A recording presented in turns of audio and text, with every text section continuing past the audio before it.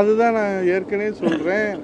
திரைப்படத்தில் வர்ற மாதிரி திரைப்படத்தில் தான் 3 மணி நேரத்தில் குழந்தையா பிறக்கும், கை குழந்தையா காட்டுவாங்க. அப்புறம் அவர் பெரிய மாவீரனா அதுக்கப்புறம் காட்டுவாங்க. அதுக்கப்புறம் அவர் தான் எல்லா வீட்டிலும் வெற்றி பெறுவார். அப்புறம் அவரிடத்துல ராஜ்யம் போகும், மற்றவங்களுக்கெல்லாம் பூஜ்ஜியம்தான் திரைப்படத்தில் காட்டுவாங்க. இப்போ அதே திரைப்படத்தை நிஜத்தில் பார்க்குற மாதிரி இருக்குது.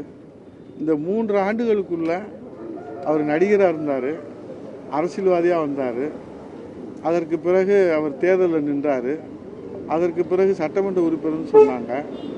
இப்போ அமைச்சர்னு சொல்லியிருக்காங்க. இப்போ முதலமைச்சர் வெளிநாட்டுக்கு செல்லிருக்கிறதுனால அறிவிக்கப்படாத முதலமைச்சராக அவர் செயல்படுறாரு.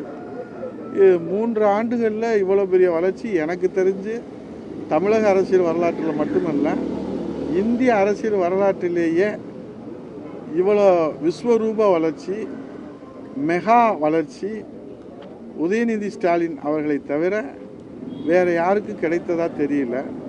இது உழைப்புக்கு கிடைத்ததா, அவருடைய உழைப்புக்கு கிடைத்ததா, அவருடைய தந்தையார் ஸ்டாலின் அவருடைய உழைப்புக்கு கிடைத்ததா, அவருடைய தாத்தா கருணாநிதி அவருடைய உழைப்புக்கு கிடைத்ததா, அல்லது எந்த அடிப்படையில் அவருக்கு கிடைத்தது என்பதை விளக்க வேண்டிய பொறுப்பும் கடமையும் உதயநிதி ஸ்டாலின் அவர்களுக்கே இருக்கிறது. இதை நீங்கள் ஒளிபரப்பினால், இதை அவர் பார்க்க நேர்ந்தால், ஏன்னா அவர் இந்த நாட்டிலே மிகப்பெரிய பிரச்சனை கார் ரேஸ் நடத்துகிறார். ஏன்னா இந்த நாடு கார் ரேஸ் நடத்தணும்னு இந்த நாட்டு மக்கள்லாம் போராடிக்கிட்டு இருக்கிறதுனால அந்த மக்களுடைய விருப்பத்தை நிறைவேற்றுறதுக்காக இரவு பகலும் விழிச்சிருந்து கார் ரேஸ் நடத்தி இந்த தமிழ்நாட்டை உலகத்திலே முதலிடத்துக்கு கொண்டு வர்றதுக்கு முயற்சி எடுத்துக்கிட்டு இருக்காரு.